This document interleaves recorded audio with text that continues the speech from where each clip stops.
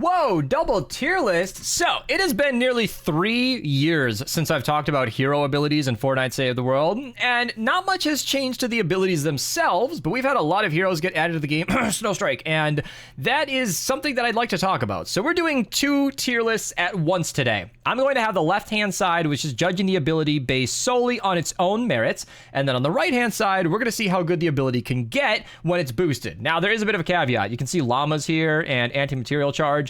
This is just because it's in my folder and I just kind of dragged and dropped. And while, yeah, llama fragments are a thing Outlanders can do, it's not really an ability. Constructors have bases. I don't know if you can call that an ability either, but I figured I might as well talk about it. Why not have more in the tier list? So yeah, base covers a wide area and is awesome. That is just an easy S tier. It makes your builds have more armor, so they take less damage, and there's a bunch of bonuses you could add to it. It's gonna go from S tier to explain it, but yeah, I might link some videos down below and I might forget, but I do have a constructor build guide which shows you the best constructor loadout. You can do a lot to that base. It's a big deal. Now, Bull Rush on its own is like B tier, only because you can push mini bosses off the map. That is fine. I mean, that's okay if you don't want to kill the mini boss. You can push enemies off your walls. You can run up against a smasher with the Bull Rush and stop them. These are good utilities. It's not that great. It's nice to have, but nothing you'd use normally. And I don't think there are any meaningful support bonuses that would make this better than B tier. Decoy, normally probably B tier again. Honestly, it's really good for you know, getting a bunch of enemies in one spot and having them stay there. That's okay.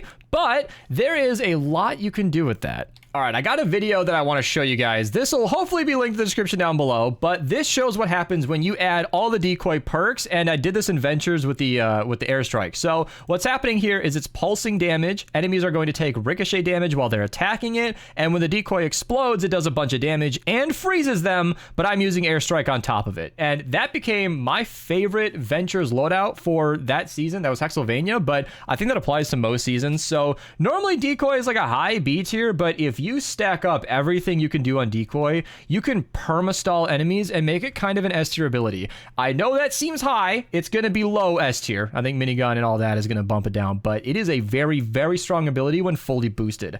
Now, going constructor is like C tier. You are even, you know what, unboosted with nothing going on, probably D tier. You are slow and clunky with a high armor. So that's like the bad, but you have a really high armor, which is good, and you do really good damage, but it's melee and you can't move that fast. So unless they walk into you, you usually can't chase down an enemy. Going Constructor fully boosted is more like a C tier. Yeah, I don't know. They did a whole update with it, with a lot of testing. They buffed a bunch of stuff, and it went from pretty bad to better. I don't know. Is it worse than Bull Rush? Maybe B tier. It's pretty good when it's all boosted, but it's not that much going on. Plasma Pulse on its own, I might say it's an A tier ability. Now, this is being very generous. I know this is early in the tier list. I'm not as jaded as I get later on, but Plasma Pulse is really, really good for dropping on the head of a smasher. That can do a lot of damage, unboosted, and it's quite nice. When you give it everything it can have, you know, energy cost reduction, extra damage, extra area, it's still doing the same thing. It's pretty much an A tier. It'll do more of the same thing, but it's not going to make it S tier. Like Decoy, truly, you can perma-stall enemies, and that is a really, really strong thing. But Plasma Pulse just kind of doesn't get buffed as well. Rosie is tricky. Rosie is pure opinion. I am not even going to die on this hill. Whatever I put this, it's a tricky one because it did get buffed. Epic does listen to the community. They even did an entire Reddit poll or Reddit post where they asked for our opinions, and they heard our opinions. They actually did a lot with the Rosie, and one of them, Mattio, our boy, you'll recognize him if you watch a lot of my videos, suggested there'd be like a shield bubble around the Rosie, and they did add that. Let me show you. Yeah, I started over on a noob account, and sorry about that ding every time I do that, but I started over on a noob account, and I got to use Rosie in a Frost Knight run, and you can see it's getting red now. That's enemies striking the shield, and that's the shield breaking. It's a pretty good ability, honestly. It does okay. They removed the overheating. You now have more ammo. It's got, like, better range. You can see I flung the enemy away. That was me. It's got a lot of help. So, honestly, I mean, none of that requires any perks, and a lot of the perks you use would be taking away from, let's be real, if you're running a constructor, you should not be speccing into your Rosie. You can. I'll give it like an A tier. I don't know about S tier. I'm gonna reserve that for the very, very strong abilities, but with all the buffs you can give it, it goes from A tier to like a better A tier. I don't think it ever ever gets in the S tier range because of some of the other abilities up there. But yeah, like Crescent Kick, that's just easy S. We can just move on from there. Dragon Slash, one of the best abilities in the entire game. The crowd clearing, you go swoosh and just kill everything in front of you. Normally in support, it's like C tier. It's fine. Maybe B tier. I'll put it a bit higher than Decoy, because Decoy shuttles all the enemies together, but Dragon Slash actually kills them. And then when you boost it all the way, literally S tier. It's even better than Crescent Kick. Once you have everything you can have, you have that extra range, the wider width with Dragon Scorch, you have more damage, you can have the Trail of Fire behind you. It's a very, very strong ability. People will use this all the way through Ventures, and I totally see why. And for those of you who commented down below, I am so sorry. Crescent Kick is easy F tier. There is no buff this. They actually improved like Venturium, where he sends out a projectile when you Crescent Kick, and it's a little better, but it's useless. There is no build that saves this perk. I don't know what Epic wants us to do with Crescent Kick, but it's bad. Kunai is kind of like a C tier. It's like a weaker Dragon Slash. It's not launching a mini boss off the map. It's not stopping a smasher. It's not clearing your walls. It's okay. You can pop a Kunai. It takes 2 seconds. You kill whatever's below you, maybe.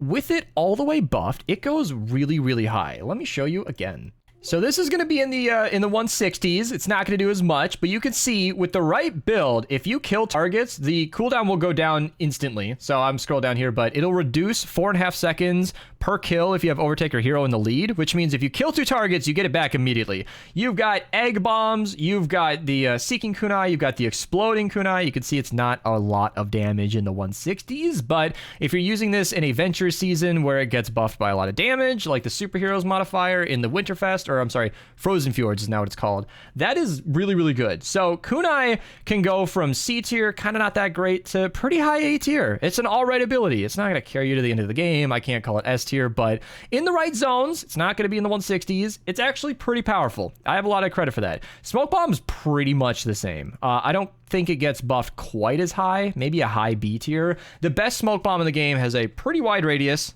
okay damage, heals you, and the cooldown is still pretty high. So yeah, that requires Happy Holidays. All this does, but yeah, it goes from like low C tier to maybe high B tier, and I think it's cool to see just how much an ability can change with the right perks behind it. Now, Throwing Stars used to be pretty good. I'd put it maybe below Decoy. Yeah, a nice ranged attack to ninjas that don't normally have range. Of course, if you're using a bow, Stoneheart Pharaoh, that's different. But if you're using a melee ninja loadout like you normally would be, Throwing Stars are okay. However, recently, if you're watching this in the long off future, maybe not so recent, but we got a new hero in the game, Snowstrike.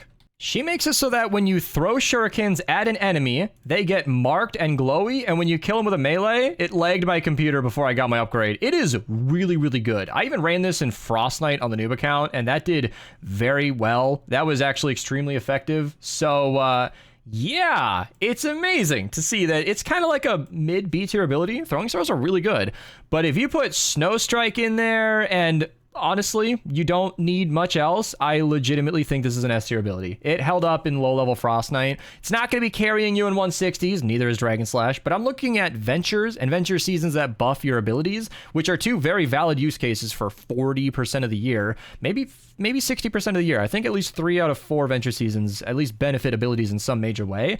Really, really good. Really, really good. If you're just a player trying to get through the game, you could use Snowstrike and Exploding Shurikens probably well into the 100 zones. I mean, mid to late twine.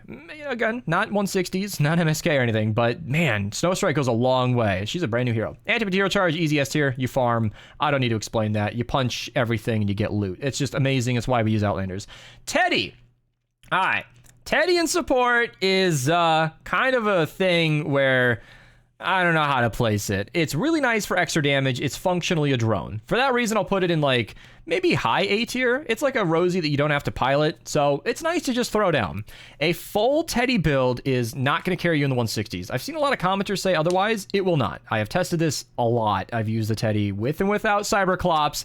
It is low S tier when fully buffed. The cooldown goes way down. You can have energy with Cyberclops. You can have big damage bonuses. We just got Madcap on the channel recently. Maybe I can even show him. Yeah, one of my favorite thumbnails ever, by the way. I love this Madcap video. I don't know if this clip is going to be useful immediately, but yeah, maybe it will. I don't know. But yeah, when you throw down Madcap, it adds this little spore cloud that does nearby affliction damage while it's hovering there, and that is really useful. You can see the damage to a 210 is not very high on that Teddy, and I'm pausing and talking in my own video, but it's okay. It adds a lot. Madcap's a new hero that makes Teddy pretty strong, and it's always been pretty good. So if you're just trying to like grind through ventures, same as these other two, Teddy is maybe better or worse than these other abilities, but it gets buffed to an S tier ability for sure. Llama Fragments is like fine. I'm gonna make a lot of people upset because I don't think they're worth your time. I think if you are farming as an Outlander, the amount of time it takes to break these normally without using like a minigun or some other trick to break it instantly, they're just not worth it. I genuinely think these are F tier. They do not give you resources that are worth anything and you can't boost them in any way.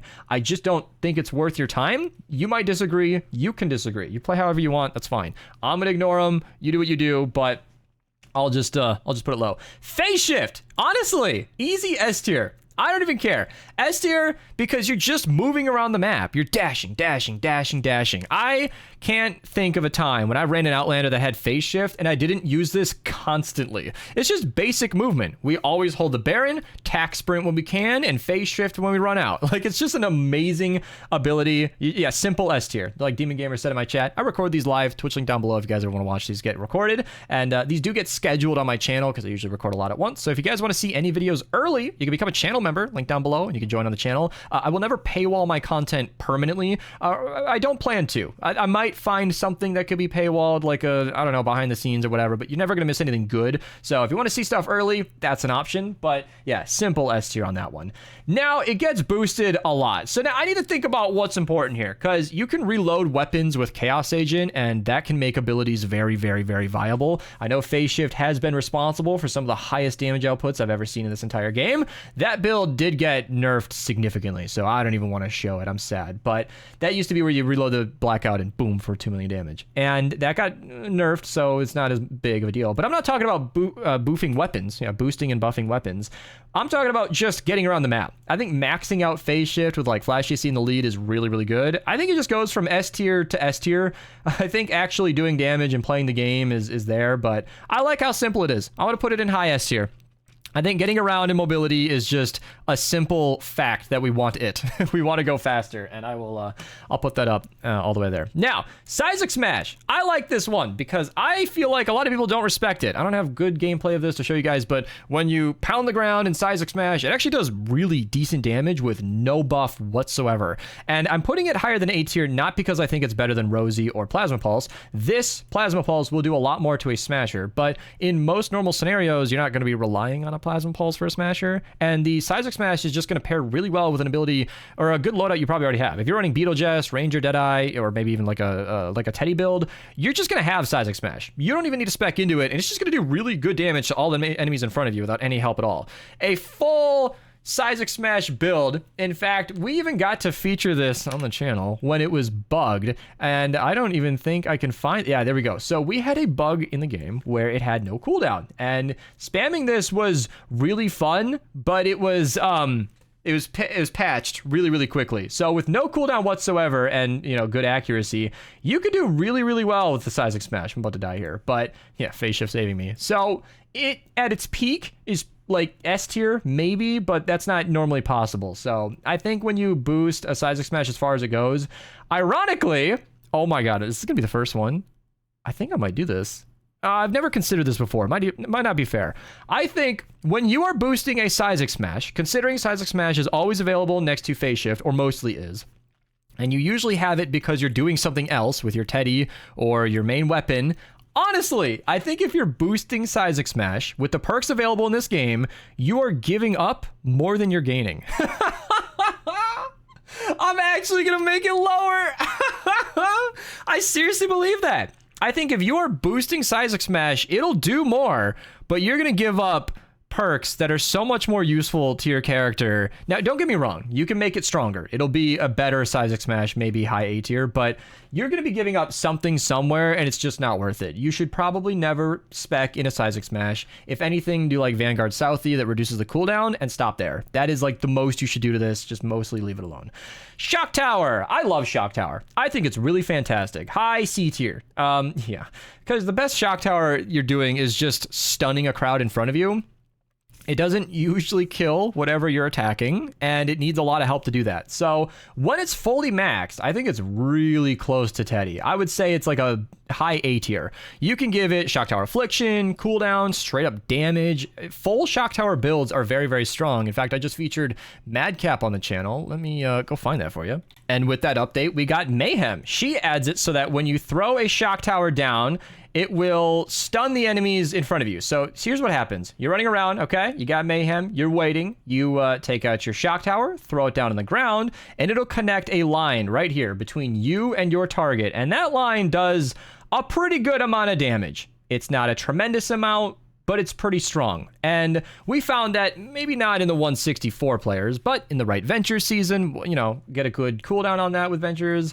Maybe you're a lower level player, you're not quite in the 160s. It's actually pretty strong. You can make a full Shock Tower build and it is worth your time. So that's a consideration. It goes up to high A tier, I think, low C tier or high C tier normally. Miniguns, easy S tier. We all knew that from the beginning, right? Like for damage, I think farming, base, and mobility are king, in my opinion, right now. But you really can't compare a minigun to phase shift. You can argue about it in the comments all you want, but these are interchangeable in my brain. Minigun is probably the best damaging ability in the game. I don't have any footage to show this, but I do have a minigun loadout where you can get the cooldown down to 5 seconds. And that's where it goes from high S tier. In fact, well, that's just tricky because a minigun is normally good. It can break objects really fast, llamas, and enemies, but the cooldown is ridiculous. Yeah, I think even if you're running a normal build, spec'd nothing in a minigun, you're probably still pulling it out. I still think it's S tier. If it's not S tier, I don't know what is, but yeah. And then it gets boosted, it's still great. It just gets better. A 5-second cooldown, damage, snowballs if you want them, but crit rating if you have TED, crit damage if you have TED. So good. So freaking good. It is like the default build for Ventures users for a good reason. Frag Grenade. Frag Grenade, Frag Grenade. I would say it's like Shock Tower, but instead of stunning the enemies, it kills them. That's pretty much it. And the same exact deal. I'm going to be consistent, you guys. I'm not just putting on a show here. I feel like if you are boosting Seismic Smash or Frag Grenade, you are giving up something that would have helped you a lot more. There is no bonus to a Frag Grenade when you are running a soldier build that is better than just giving yourself more damage. I mean, better tactical sprint from Eternal Wanderer, even movement from Fleet, or damage to your weapon like Sledgehammer or Ramirez or Redline Ramirez if you're using a bow. We're not, well, soldiers, you know, you got Rabbit Raider Jones. I'm just saying, every instance where you have a Frag Grenade and you're running a soldier, you should be boosting your weapon, not your Frag Grenades. There's no bonus that's worth it. So I think it's like a high B tier, maybe, and then like I want to make this lower. Like I feel like it's maybe a little bit better than I'd say it's just so quick and easy to use your Frag Grenade that B tier makes sense. And then I think it goes down to a C tier if you try to boof it because you're just gonna have less in your build. So yeah. Lefty and righty normally. This could be controversial. I don't know. I'm biased. Here's the deal. I see minigun as like a utility, and I feel like lefty and righty is right there. But man, the cooldown on both of these is so bad. You would use it versus a mini boss that's smokescreen. You would use it to clear buildings, although you wouldn't use it to kill enemies. And that's where I'm really, really split. Because I feel like I'm biased because I know how strong these abilities can be. Like, it's an S tier ability when fully boosted in the right Venture season. We'll talk about that in a second. But normally, I feel like I would use a Teddy a lot more than lefty and righty. And I don't know where to put this. Like, maybe below Rosie. It has a significantly longer cooldown than minigun to my knowledge. Can we find this out live? Oh, I went past shop reset. So if you got, like... here we go, lefty and righty. Let's find maybe Raven if we got him. So, oh, I can't compare that. Let's go to the abilities real quick here. Lefty and righty has a 50-second cooldown, and somebody with a minigun. Does anybody have a minigun? Oh, that's oh no. All right, 50-second compared to 50-second. Yeah, I'm glad I checked that. Oh no, it's a 100-second cooldown. I'm blind. Oh no, it's 100 both. So it's because the cooldown reduction of Commando Spitfire is so intense In my mind, minigun has a less cooldown, but they're actually identical, but lefty and righty can't be lowered as far, so that wouldn't be relevant in an all loadout build. But lefty and righty is so strong versus mini bosses and structures that I want to put it in S tier, but I feel like Teddy is probably more generically useful. I don't know. I'll put it in S tier just for that raw damage, but I want everybody to make a note of how conflicted I was about this position.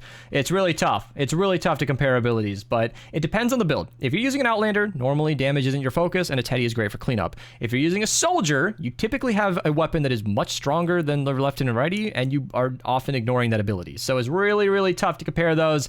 I don't know what to do with that. But when it is fully boofed, it is insanely strong. It is so good. Lefty and right, let me show you.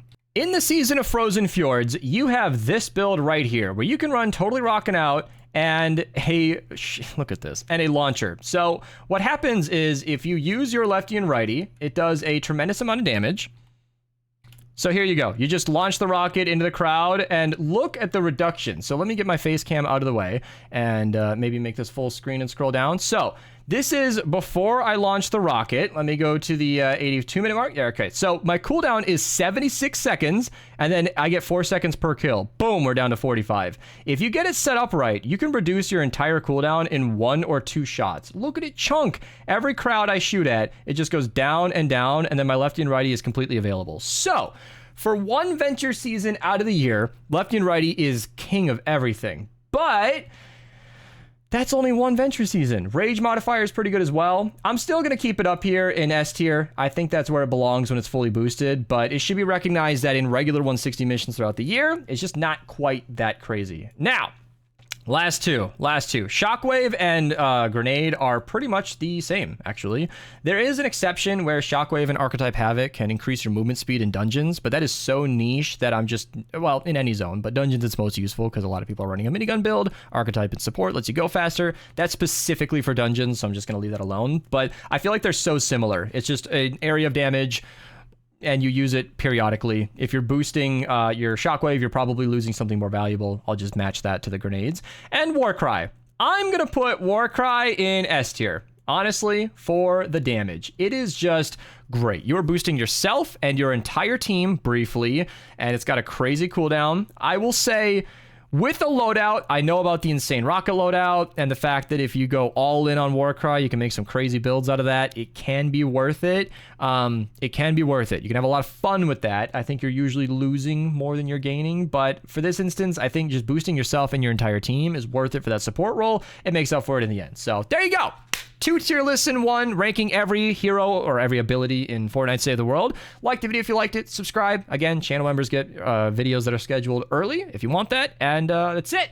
I'm out of here. Oh, it's fading because I had Fortnite in the background. Okay, so I wanted to crop this screen a little bit. So I added like a color source down here to like gray it out. And the facade is crumbling. Oh no, they caught me.